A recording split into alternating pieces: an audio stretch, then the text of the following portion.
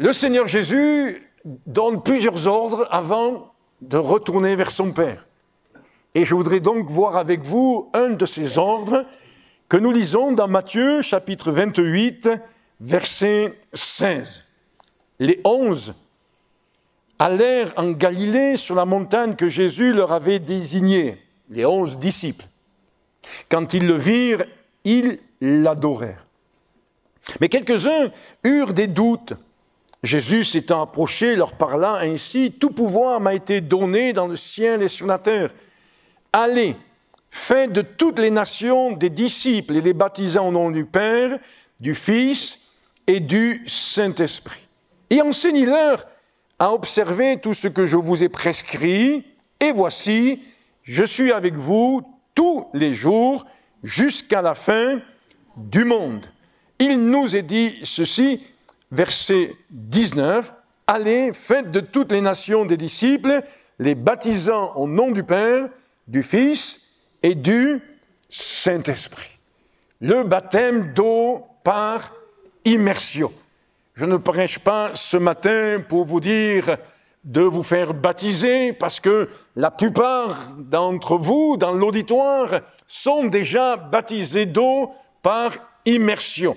Il y en a peut-être qui ne le sont pas, et peut-être c'est l'occasion aussi de considérer ce que le Seigneur nous demande.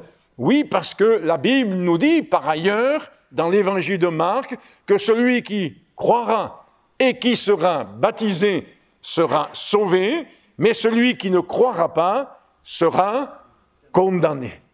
Le mot baptême était courant déjà à l'époque avant Jésus-Christ. Même la pratique du baptême, quand nous voyons certains groupuscules religieux qu'il y avait déjà dans le 1er siècle, voire même avant la venue de Jésus-Christ, il y avait cette pratique, cette manière de fonctionner, de baptiser les gens, de les immerger, de les plonger dans l'eau, et cela symbolisait un choix, une décision, un engagement. Et quand le précurseur de Jésus-Christ, Jean, a commencé à prêcher la repentance parmi la foule qui venait à lui, lorsqu'il a dit « repentez-vous », lorsqu'il a été cette voix qui crie dans le désert pour préparer la venue de Jésus, lui aussi, Jean, a pratiqué le baptême. Et quand nous lisons les textes bibliques, nous nous apercevons que, oui, il y a une différence certaine entre le baptême de Jean et le baptême au nom du Père, du Fils et du Saint-Esprit. Le baptême que Jésus-Christ va encourager à pratiquer par les premiers disciples, comme nous venons de le lire dans l'évangile de Matthieu, et bien sûr, par la suite, dans les développements ou le développement de son Église. Donc, le baptême, ce n'est pas quelque chose qui a été dans la pratique, dans la gestuelle, initié par le Seigneur Jésus-Christ. Alors, c'est quoi la différence? Eh bien, la différence, nous voulons nous en rappeler ce matin. Nous voulons nous remémorer la différence, ou plutôt la spécificité concernant le baptême, comme on le dit, chrétien, évangélique, biblique, correspondant à l'enseignement du Seigneur Jésus-Christ. Vous savez, quand vous lisez le livre des Actes des Apôtres, qu'il y a là quelques disciples, quelques apôtres qui vont rencontrer des croyants, qui vont rencontrer des chrétiens et qui vont leur poser la question, qui vont s'interroger. Et ces gens, ces chrétiens, ces croyants vont lui dire « Non, nous n'avons été baptisés que du baptême de Jean ». Donc nous comprenons bien qu'il y a là à creuser, à considérer, à approfondir tout le sens du baptême lorsque nous sommes à Christ.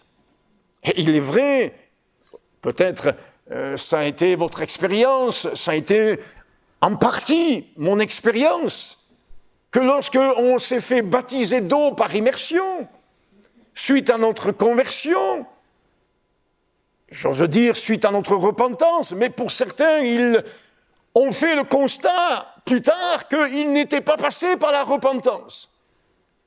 Suite à notre nouvelle naissance. Mais certains aussi ont réalisé plus tard qu'ils n'étaient pas vraiment passés par la nouvelle naissance comme la Bible l'enseigne. Ce n'est pas un jugement de ma part, c'est des faits, c'est des témoignages. Et cette semaine, pas plus tard que cette semaine, quelqu'un me faisait part de cela. Mais gloire à Dieu. Parce que l'essentiel, c'est d'avoir compris un jour qu'il faut se repentir. Gloire à Dieu, parce que ce qui est important, c'est de considérer qu'un jour, il faut passer par la nouvelle naissance.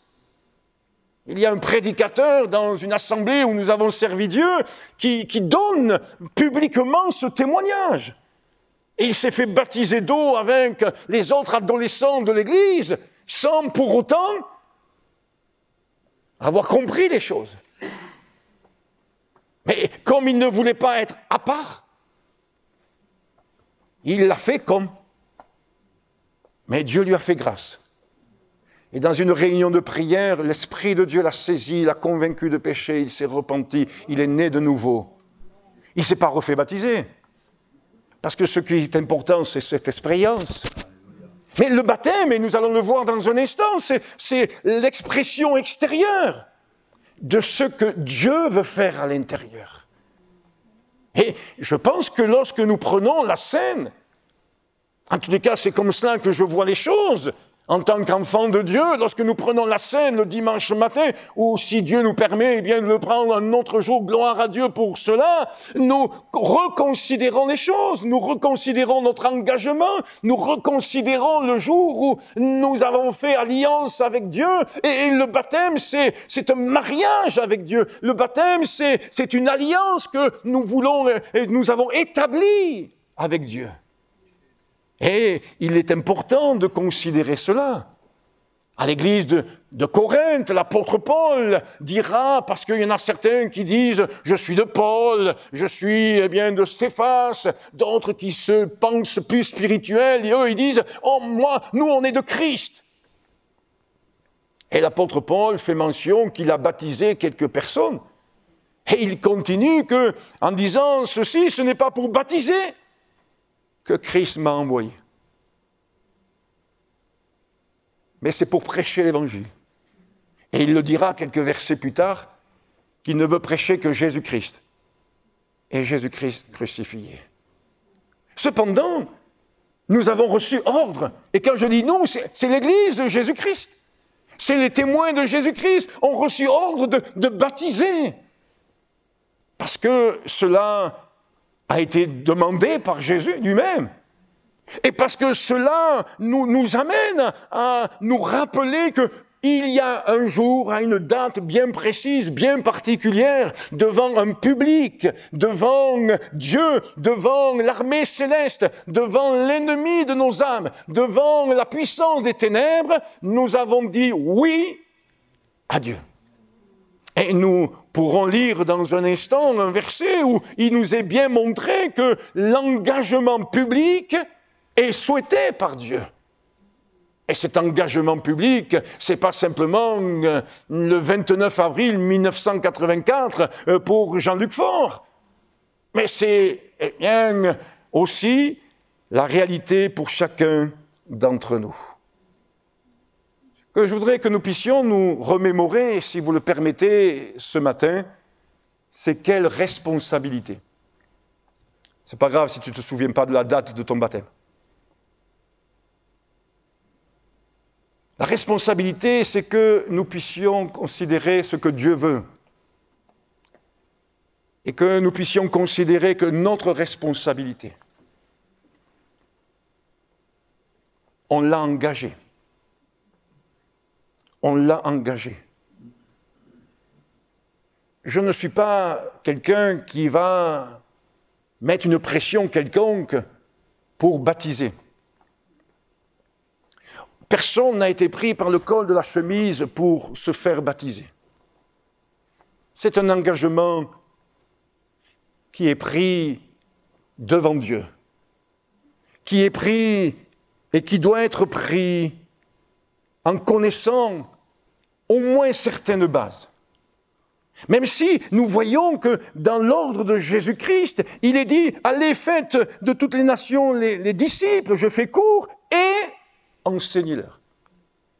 Ça veut dire qu'après le baptême, il doit y avoir une continuité dans l'enseignement. Avant, parce que Jésus allait de lieu en lieu, il enseignait, il instruisait. Et l'enseignement et l'instruction de Jésus nous éclairent sur notre réalité et sur la dimension du salut qui est nécessaire. Mais ensuite, après le baptême, je dois continuer à être enseigné. Enseigné dans les choses qui concernent le Seigneur Jésus-Christ. C'est une décision personnelle, individuelle. Mais dans cet engagement, le Seigneur aussi implique son Église, puisqu'il est dit « et enseignez-leur ». Et l'Église est appelée à enseigner, mais pas simplement à enseigner dans le sens, on va dire, premier du terme, à apporter une instruction, une connaissance biblique, un savoir biblique, une référence biblique, en mettant en avant la doctrine, en mettant en avant la sotériologie, en mettant en avant la dimension de l'esprit, etc., mais aussi par notre comportement, par notre attitude. Combien les uns et les autres qui avons de l'âge, nous pouvons dire que oui, nous avons été aussi enseignés, éduqués, instruits en voyant. Et certains n'ont pas vraiment une capacité de mémorisation intellectuelle, n'ont pas une capacité avec des diplômes, etc., mais dans l'observation, ils apprennent. Et combien d'apprentis, combien d'ouvriers, combien des compagnons ont pu être qualifiés simplement en observant. Et nous voulons être de ceux, et l'Église de Jésus-Christ est appelée à être celle qui va de par son attitude, son comportement, son engagement, sa consécration, une source d'enseignement pour les nouveaux baptisés, ou pour les jeunes baptisés, ou voire même, dans l'intention des futurs baptisés. Quelle responsabilité que le baptême! Et la Bible nous le dit, mais je ne veux pas m'étendre trop là-dessus, mais combien il est bon de ne pas être de ceux et de celles qui prenons un engagement sacré à la légère. Je n'avais pas tout compris le jour de mon baptême. Mais Dieu avait mis en moi une chose qui était là, claire, nette et précise. C'est que mon oui devait être oui. Et mon non au mal, mon non au monde, mon non au péché, mon non au diable, mon non à toutes les œuvres de la chair et des ténèbres devait être non. J'avais compris que mon oui soit oui et que mon non soit non. Je vais vous le dire, je n'avais pas compris ce que je vais partager dans un instant avec vous, toute la dimension symbolique de la mort et de la résurrection qu'il y a dans le baptême. Mais quelque part, j'avais compris une chose. C'est que dire oui à Dieu, c'est quelque chose qui doit être bien réfléchi. Et qui doit nous amener tous les jours à réitérer, à renouveler ce oui à Dieu, ce oui à l'Éternel. C'est un engagement réfléchi. Et même quand on regarde ne serait-ce que l'attitude et l'enseignement de Jean-Baptiste, on voit que Jean-Baptiste, dans le cadre de ce baptême de repentance, et pas de régénération, de nouvelle naissance, mais de repentance, amène ses auditeurs à être dans la réflexion. Et c'est un choix, je le dis bien, volontaire.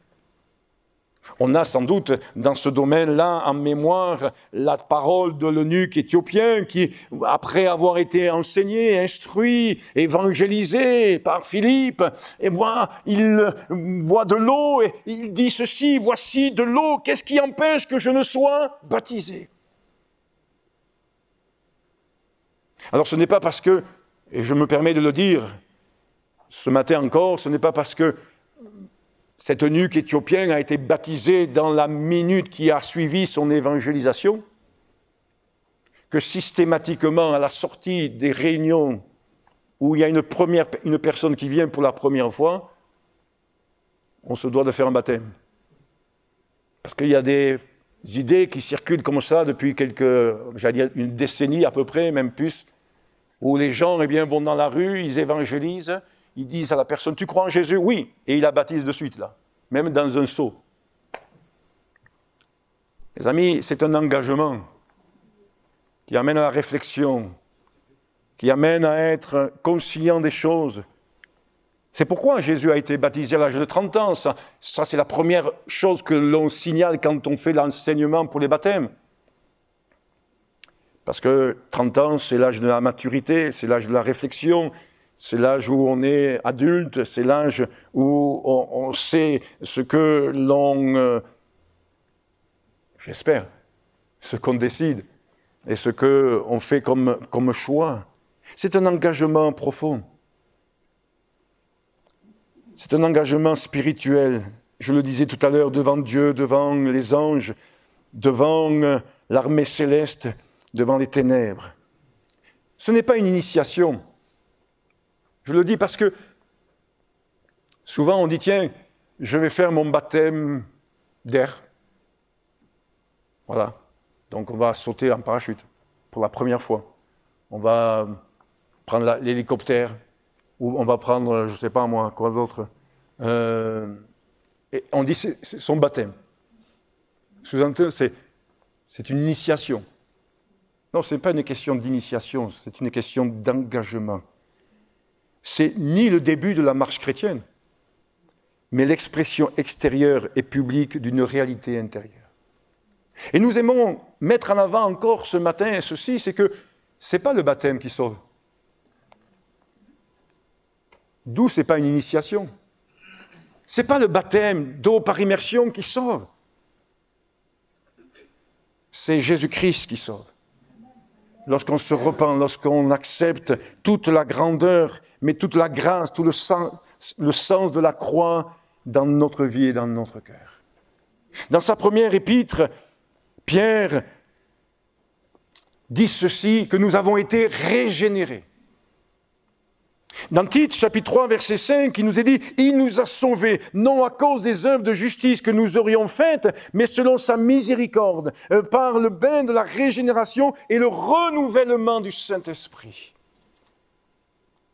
Et c'est pourquoi, lorsque Jésus rencontre Nicodème, il va lui dire ceci, « Tu dois naître de nouveau. » Il ne lui dit pas « Tu dois être baptisé », il lui dit « Tu dois naître de nouveau. » Ce n'est que plus tard qu'il va commencer à enseigner au sujet du baptême. Mais ce qui est précieux, c'est cela, c'est de considérer que oui, le Saint-Esprit est seul capable d'amener en nous cette nouvelle naissance, cette régénération.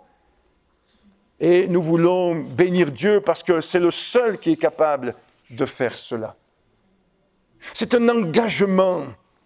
Et un engagement public, comme Jésus le dira, mais je ne répète que ce que vous savez ce matin, mais il m'a semblé bon, et c'est vraiment les choses que le Seigneur a mis dans mon cœur tout au long de ces jours passés. Dans Matthieu chapitre 10, verset 32, il nous est dit, c'est pourquoi quiconque se déclarera publiquement pour moi, je me déclarerai moi aussi pour lui, devant mon Père qui est dans les cieux. Matthieu 10, verset 32. Et au verset 33, il dira ceci, « Mais quiconque me reniera devant les hommes, je le renierai aussi devant mon Père qui est dans les cieux. » Se déclarer publiquement. Confesser le nom de Jésus-Christ. C'est quelque chose qui n'est pas simplement lié à un jour précis du baptême, mais dans les choix de notre vie, dans notre quotidien, dans nos responsabilités familiales, professionnelles ou autres, c'est-à-dire de vivre d'une manière digne de cet appel qui retentit dans notre cœur. Lorsque j'étais au service militaire,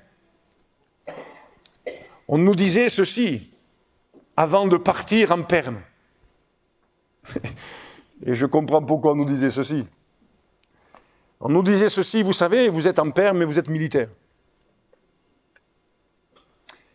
Et si, pendant la perme, on commettait une infraction, un désordre dans la voie publique, eh bien, on allait être jugé par rapport au fait qu'on était militaire. Et ce n'était pas parce qu'on était en permission qu'on devait oublier qu'on s'était enrôlé. Alors là, de force ou de gré, ça, je vous laisse débattre là-dessus. Qu'on s'était enrôlé, engagé dans un régiment. Et je me dis, mais quelque part, il y a de cela dans la parole de Dieu. Le Seigneur le dit, et l'apôtre Paul même prend cet exemple à Timothée. Il prend l'exemple du laboureur et il prend l'exemple du soldat, et il dit que le soldat qui s'est enrôlé, qui s'est engagé, est conscient des choses. Là, je bénis Dieu parce que quand je me suis converti, quand j'ai ensuite pris les eaux du baptême par immersion, il y a eu toutes sortes d'annonces, de prédications, d'enseignements que j'ai pu recevoir, entendre par différents prédicateurs de différentes manières sur cette dimension de l'engagement. Et je veux ce matin appuyer le fait suivant. Où est notre engagement? Cet engagement, il est appelé à être audible dans la manière dont je me parle, dont je suis. Mais il est aussi pas simplement audible, il est fait de faits, de gestes. Quand je vois la manière dont certains avaient des idées politiques et autres sont visiblement engagés, je dis, Seigneur, je ne veux pas prendre exemple sur les choses de ce monde, mais je veux prendre exemple sur ce que dit ta parole. Et nous voyons que les premiers chrétiens, repensez à Pierre, repensez à Jacques, repensez particulièrement à Étienne. Leur engagement était un oui et amen. Un oui, oui. Dimanche dernier, nous avons prié pour un couple, un jeune couple. Je vous ai même montré l'image. Non, pas dimanche dernier, pardon. Je n'étais pas un des vôtres. Il y a 15 jours. De ce couple qui s'est engagé à aller dans un certain pays pour servir Dieu. Et ils sont décédés, tués, assassinés. Jusqu'où va mon engagement? Et je dis mon engagement. Jusqu'où je suis prêt à m'engager? Jésus s'est engagé. Et il va pouvoir dire au Père, non pas ma volonté, mais ta volonté. Et j'en parlerai dans un instant, mais je veux initier déjà les choses. Cette dimension de mort et de résurrection, de mort à soi-même, pour ressusciter à une vie nouvelle, animée par le seul désir, c'est de vivre pour Christ. Au point que cela amènera l'apôtre Paul à dire ceci, Christ est ma vie. Et la mort m'est un gain. Ce n'est plus moi qui vis, c'est Christ qui vit en moi. Nous étions dans une assemblée dimanche dernier, la plupart vous savez où c'était. Et le pasteur de cette assemblée nous rappelait ce fait, c'est que lorsqu'il a décidé de quitter une assemblée où il était pasteur responsable, il y avait à peu près à l'époque 450-500 personnes, et qu'il est allé dans l'assemblée où il est actuellement, où il y avait dimanche dernier 140 personnes au culte, on lui a dit, mais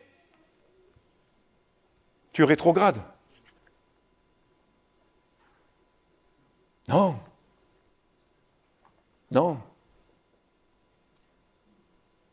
Lorsqu'on est à Christ et engagé avec Christ, il n'y a plus aucune ambition. Plus aucune ambition.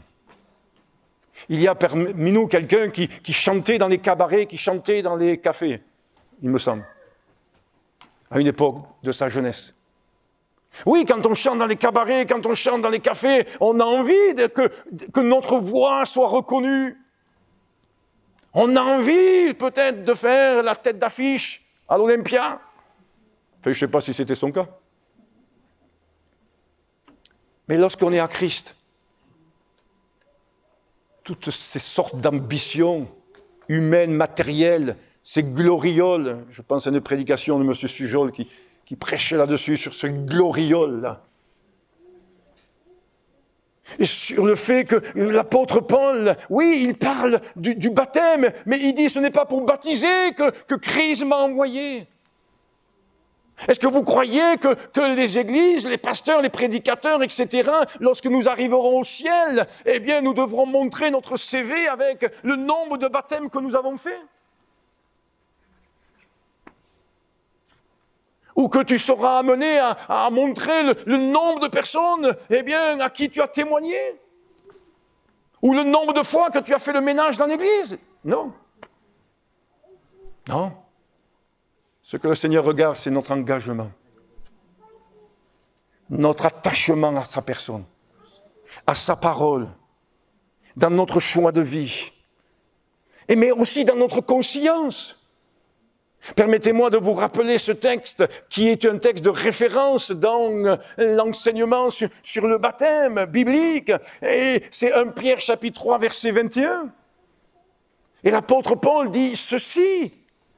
Et notez-le bien et soulignez-le bien, peut-être vous qui êtes nouveau dans la foi ou bien nouveau dans le baptême. Cette eau était une figure du baptême qui n'est pas la purification des souillures du corps. C'est ce que je vous disais tout à l'heure, le baptême, c'est pas ce qui sauve, c'est pas le baptême qui te purifie. Certes, peut-être que l'eau du baptistère, elle est sale quand on termine le service de baptême, mais c'est pas par rapport, eh bien, aux souillures du cœur. Mais cette eau du baptême, eh bien, c'est l'engagement, et ce baptême, c'est l'engagement d'une bonne conscience envers Dieu. Et vous avez raison de dire tous Amen. Et nous savons que la conscience, elle est bien ballottée dans ce monde, dans notre société. Mais déjà à l'époque, au 1er siècle, l'apôtre Paul, et je fais appel à votre connaissance, parle de conscience flétrie, parle de conscience, eh bien, qui sont aveuglées, qui sont mauvaises. Nous avons besoin que cette conscience soit renouvelée dans les choses de Dieu, une conscience pure, une conscience bonne, une conscience juste, où je suis eh bien là devant Dieu sans être repris. Rappelez-vous, frères et sœurs, et ça sera un témoignage pour ceux qui découvrent l'Évangile. Rappelons-nous ensemble, lorsque nous avons été au contact de la parole de Dieu. Lorsque une parole prophétique nous a été adressée et que nous avons été repris dans notre conscience. Je n'ai pas honte d'en parler, parce que c'est salutaire. c'est salutaire. C'est une preuve de l'amour de Dieu, de nous reprendre dans notre conscience. Parce que nous nous sommes engagés à avoir une conscience bonne, c'est-à-dire pure, juste, droite, devant Dieu. Voyez? Imaginez que une femme voie son mari commencer à papillonner, à regarder un peu ailleurs. Et la femme, l'épouse, elle va lui dire, écoute, un jour tu as dit oui. Elle va essayer de le reprendre dans sa conscience. Alors l'exemple vaut ce qu'il vaut, hein. Mais elle va essayer de le reprendre dans sa conscience. Le papa ou la maman qui vont dire à leur enfant, et tu sais, c'est ce qui m'est arrivé une fois. Mes parents m'ont dit, tu sais, j'ai vu que tu avais des copains qui fumaient. J'étais là en 6e, hein. 6e, 5e, maintenant c'est au CM2, même pas, même des fois, même à 6-7 ans, ils fument déjà. Bref. Et mes parents m'ont dit, mais je vois que tu as des copains qui fument. Alors ils m'ont dit, rappelle-toi que tu nous as dit que jamais tu toucherais à ça. Eh oui, un petit rappel à la conscience. Un petit rappel là, pour les promesses que j'avais pu faire à mes parents. Oh, gloire à Dieu, je les ai tenues. Jusqu'à 7 heures, je n'ai jamais fumé. J'espère ne pas fumer. Mais un petit rappel. Et je crois que nous avons besoin de comprendre cela. L'engagement d'une bonne conscience envers Dieu. Ce baptême, c'est l'immersion. Être plongé complètement, mais ce n'est pas anodin. Alors, souvent, on se rappelle, oh, l'eau était très chaude. Ou l'eau, elle était très froide. Ou, voilà, on se rappelle des faits, des gestes. Bon, c'est sympa, c'est mignon. Mais se rappeler que j'ai été plongé, immergé, dans le sens d'une consécration pleine et entière. Et je vais terminer sur ces thèmes-là. Ce baptême, c'est le signe d'une consécration que nous avons décidé. Et nous avons dit oui à Dieu, pas simplement parce qu'il nous a sauvés, parce qu'il nous a arrachés à l'enfer, à la perdition éternelle, mais nous avons dit à Dieu, oui, je te suivrai. Oui, je marcherai avec toi. Oui, je serai ton témoin. Oui, je ne veux plus vivre pour moi-même, mais pour toi, Seigneur. Oui, je te donne mon cœur, je te donne ma vie. Le don de soi. Et si, le jour de ton baptême, de votre baptême, vous n'avez peut-être pas pensé à cela, j'aimerais vous dire que, frères et sœurs, et chers amis, la Bible nous montre que se faire baptiser d'eau par immersion au nom du Père, du Fils et du Saint-Esprit, c'est s'abandonner complètement à Dieu et laisser Dieu être le Seigneur et le Maître de notre vie. Et de faire, je vais loin, c'est la Bible qui le dit, et de faire de notre vie ce que Dieu veut. Ah, c'est peut-être pas un discours très populaire. C'est de faire de notre vie ce que Dieu veut. J'étais dans les années lycée quand je me suis fait baptiser. Première, terminale. Et j'ai dit, Seigneur, tu veux que ma vie te soit consacrée? Bon, je n'ai pas eu besoin d'entendre la voix de Dieu me dire oui, je le savais, c'est écrit. Et j'ai dit ok. J'irai à toutes les réunions de l'Église dès que c'est possible. Bien sûr, si c'est l'après-midi que j'ai cours, ce n'est pas possible. Mais dès que c'est possible, j'irai. Alors le mardi soir, je suis allé à la réunion. Et puis le pasteur, il me dit, tu sais Jean-Luc, regarde, tu es au lycée, il y a des personnes à qui tu témoignes, il y a d'autres qui témoignent. Ce serait bien que le mercredi après-midi, on fasse une petite réunion comme cela, sympathique, quelques-uns là, et on invite les lycéens et on les évangélise. Je me suis dit quand même. Et puis après, j'ai dit oui. Seigneur, si je te dis oui, je ne vais pas dire maintenant non. Alors on a fait des réunions le mercredi après-midi, pas tous les mercredis, mais quand même régulièrement. Et puis il y avait le dimanche matin. Et puis le dimanche après-midi. Et puis il y avait aussi les réunions de jeunes, pas dans l'église où j'étais, mais dans la ville à côté.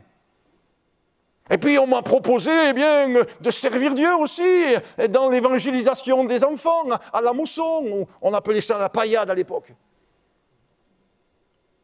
J'ai dit oui. J'ai dit Seigneur, je te dis oui, parce que je t'ai donné ma vie et que tu me mets cela à faire, mais Seigneur, j'ai le bac. Alors Seigneur, je te dis oui, et toi tu t'occupes du bac. Eh bien, gloire à Dieu, Dieu s'est occupé du bac. Et il me l'a donné. Vraiment, il me l'a donné. Ce n'est pas les professeurs qui me l'ont donné, ni les correcteurs. Je vous promets. C'est Dieu qui me l'a donné. Et vous savez, c'est important le bac pour moi. Pas parce que j'allais faire des études supérieures, mais parce qu'avant le bac, j'ai dit à mon papa, il est encore vivant aujourd'hui, j'ai dit, papa, tu sais, mes ambitions d'être professeur de gym, elles ne sont plus là. Mes parents ont été dans l'éducation nationale, donc quand même, voilà, c'était sympa de voir leur fils ambitionner cela. Bon, c'est pas le meilleur des boulots, mais bon, quoi que si. C'est avec un sifflet au bord du terrain. S'il y a des professeurs de gym, que Dieu les bénisse. Puis on a pas mal de vacances. C'est ce qui m'intéressait aussi.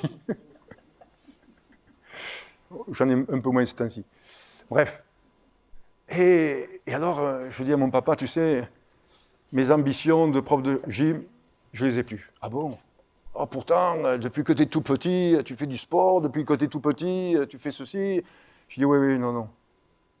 Ah bon, et qu'est-ce que tu veux faire? Pasteur. Mais papa, il n'est pas engagé avec Dieu. Et alors il m'a dit ceci. Il m'a dit, ok. Je lui ai dit, mais après le bac, ce que je veux faire, c'est que je veux aller à l'armée et à l'école biblique. Il m'a dit, ok. Mais si tu n'as pas le bac, tu n'y vas pas. Il a eu raison. Et je me suis soumis à son souhait. Et je trouve que c'était bien. Et je bénis Dieu parce que quelque part, après, on aurait dit, ah, mais comme il n'a pas eu son bac, il a trouvé une voie de garage. Il a fait pasteur. Non. Et j'ai prié le Seigneur. J'ai dit, Seigneur, tu vois, papa, il veut que je le bac. Alors aide-moi. Mais ce n'est pas pour autant que, Seigneur, je vais délaisser mon engagement. Et pour vous parler encore de mon expérience qui a marqué ma vie, et qui marque, je l'admets, qui marque des fois un peu mon exigence par rapport au baptême d'eau par immersion. Je le dis publiquement. C'est que Dieu m'attendait dans mon engagement. Et vous le savez pour certains d'entre vous. J'étais encore engagé dans le sport. Et Dieu a fait en sorte que ce jour-là, où le pasteur a décidé que ce serait un jour de baptême, je devais être en Normandie. Je devais être à Caen. Pas pour le débarquement, parce qu'il était fait avant, mais je devais être à Caen pour le championnat de France de ma catégorie. Et j'ai dit, Seigneur, le pasteur, il n'aurait pas pu décider dimanche prochain. Il n'aurait pas pu... Et j'ai été même... Ah, j'aime pas le mot tenter. J'ai même eu l'idée d'aller voir le pasteur et dire, non, pas cette fois-ci, la fois d'après. Et là, dans ma conscience, Dieu a travaillé. Alors ton oui, il est où? Il est où ton oui? Ah, quand ça t'arrange, tu dis oui. Mais là, il est où ton oui? Quel dilemme? Et j'ai dit, Seigneur, par obéissance, je dis non à un titre qui peut-être me tendait les bras, parce qu'on ne sait pas tout ce qui peut se passer. Mais je dis non à un titre, et je te dis oui, Seigneur, pour le baptême d'eau par immersion. Et au-delà de ce moment particulier, béni, de grâce que le Seigneur m'a accordé ce jour même, je ne regrette pas le fait d'avoir pu, avec ma faiblesse et mes manquements, mes limites, honorer Dieu par mon oui. Oui, alors je termine en disant ceci, que le baptême, aux yeux de Dieu, c'est de la consécration. Si tu es baptisé d'eau par immersion, tu ne peux pas nier le fait que Dieu considère que tu sois un homme et une femme consacrés à sa personne, à son œuvre, à son Église.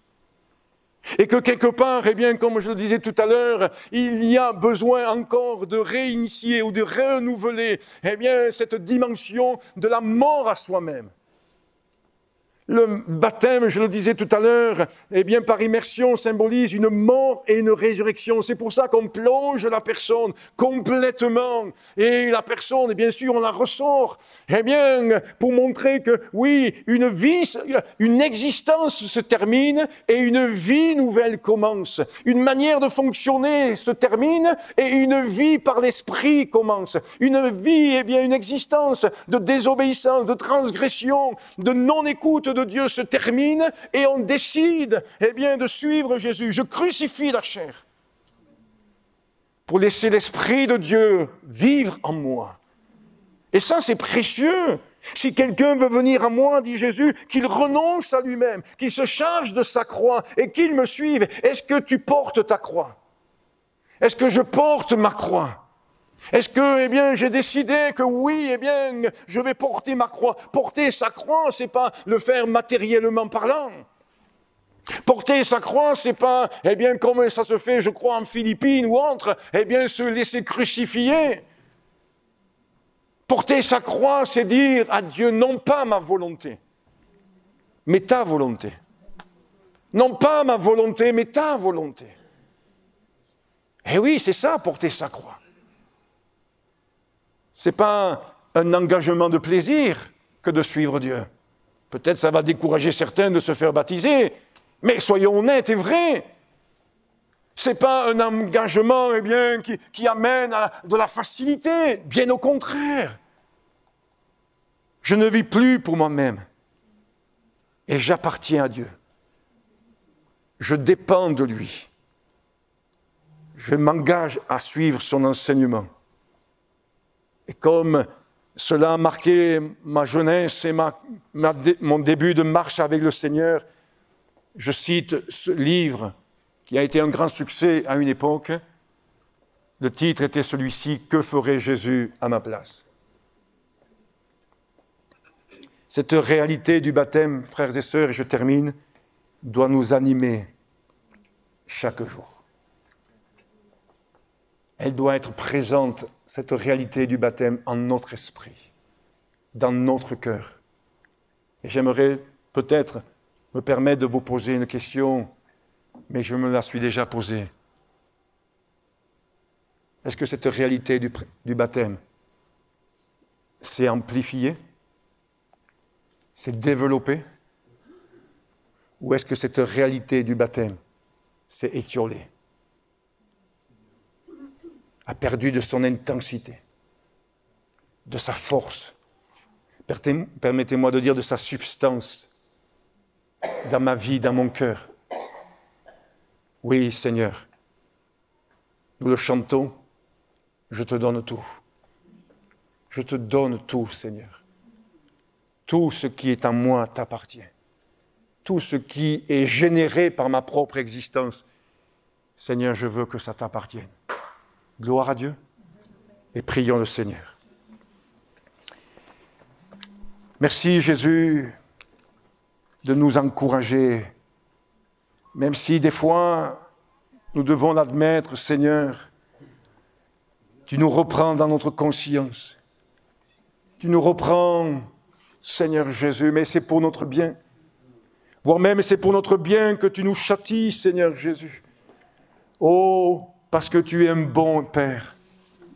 Seigneur, tu vois ces quelques paroles que j'ai partagées avec cet auditoire, avec mes frères, mes sœurs, ces amis. Je te prie que cela soit une source de rafraîchissement, d'encouragement, mais surtout aussi, Seigneur, parce que c'est ce que tu le désires, c'est une source de renouvellement. Comme tu le souhaites au travers de ce moment de la scène, tu souhaites que nous puissions renouveler à ton égard notre alliance, notre engagement, notre consécration. Seigneur, aide-nous encore et encore à mourir à nous-mêmes, à renoncer à nous-mêmes. Et aide-nous, Seigneur Jésus-Christ, à pouvoir, oui, dire encore que tu es notre vie, que nous vivons pour toi.